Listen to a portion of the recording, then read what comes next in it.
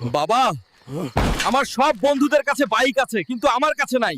আমাকে যদি বাইক কিনে না দাও তাহলে আমি বাড়ি ছেড়ে চলে যাব। বাবা হিসাবে আমি খুব লজ্জিত। ছেলেকে এখনো বড় কিছু কিনে দিতে পারিনি।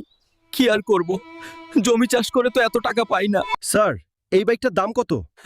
এই বাইকটার দাম 5 লক্ষ টাকা, কিন্তু এগুলা কেনার স্বপ্ন না দেখাই ভালো, কারণ আপনারা তো গরিব।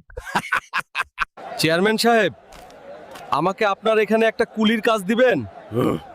আমার টাকার খুব প্রয়োজন। এই বয়সে এসে আপনি কুলির কাজ করবেন? আচ্ছা ঠিক আছে, আজ থেকে কাজে লেগে পড়ুন, কিন্তু কাজ করার সময় থামা যাবে না, সেটা মনে থাকে যেন। বোঝার ভার থেকে ছেলের কথা আমাকে আরো ভার করে দিয়েছে। আমাকে অনেক টাকা জমাতে হবে। মাথাটা ঘুরছে। চাচা, আপনি ঠিক আছেন? আমার ছেলেকে এই টাকা দিয়ে বাইক কিনে দিও। আমি মনে হয় আর বাঁচবো না। এই নে হাল্ক, তোর বাবা তোর জন্য বাইক পাঠাইছে।